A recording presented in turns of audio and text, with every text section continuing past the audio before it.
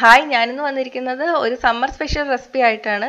ഇന്ന് നമുക്ക് തണ്ണിമത്തൻ വെച്ചിട്ട് ഐസ് സ്റ്റിക്ക് തയ്യാറാക്കി എടുക്കുന്നത് എങ്ങനെയാണെന്ന് നോക്കാം. കുറച്ച് ഇൻഗ്രീഡിയൻസ് മാത്രം മതി ഇത് തയ്യാറാക്കാൻ വേണ്ടിയിട്ട്.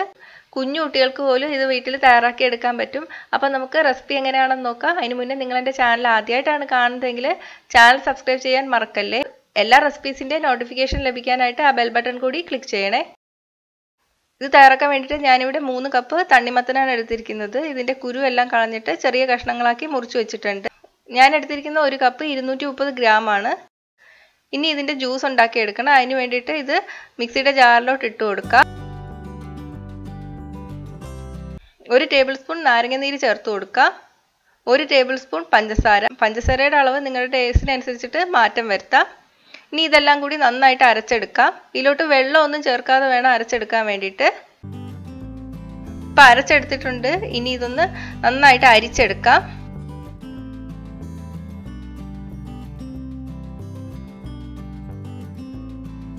അരിച്ചെടുത്തിട്ടുണ്ട്.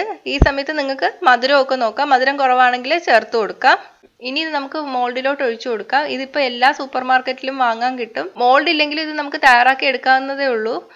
കുഞ്ഞു കുട്ടികളൊക്കെ ഉള്ള വീടാണെങ്കിൽ ഇതുപോലത്തെ ഒരു മോൾഡ് വാങ്ങുന്നത് നന്നായിരിക്കും. ഈ മോൾഡിൻ്റെ കൂടെ സ്റ്റിക്ക് ഉണ്ട്. സ്റ്റിക്ക് ഇല്ലാത്ത മോൾഡും വാങ്ങാൻ കിട്ടും. അങ്ങനെയാണെങ്കിൽ നമുക്ക് കടയിൽ നിന്ന് സ്റ്റിക്ക് ഐസിൽ വെക്കുന്ന ആ സ്റ്റിക്ക് വാങ്ങാൻ കിട്ടും. അത് യൂസ് ചെയ്താലും മതി. അല്ലെങ്കിൽ നമുക്ക് ടൂത്ത് പിക്കോ ഈർക്കിലോ എല്ലാം യൂസ് ചെയ്താലും മതി. ഇനി ഈ ജ്യൂസ് മോൾഡിലോട്ട് ഒഴിച്ചു കൊടുക്കാം.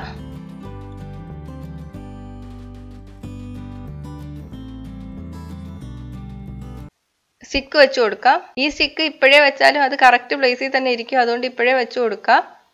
അല്ലെങ്കിൽ നമ്മൾ 2 മണിക്കൂർ ഒന്ന് തണുപ്പിച്ചെടുത്തതിന് ശേഷം മാത്രം സ്റ്റിക്ക് വെച്ച് കൊടുക്കുക. ഇനി ഇത് ഫ്രീസറിൽ 6 മണിക്കൂർ ഒന്ന് തണുപ്പിക്കാൻ വേണ്ടിയിട്ട് വയ്ക്കാം.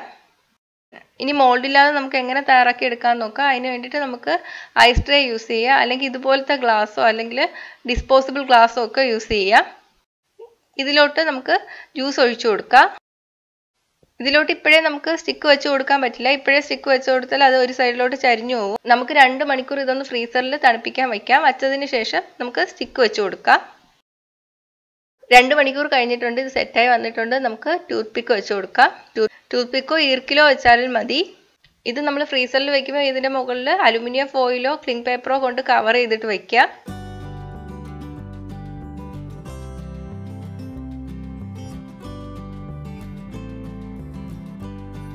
3-4 മണിക്കൂർ കഴിഞ്ഞ് നമുക്കിത് യൂസ് ചെയ്യാം.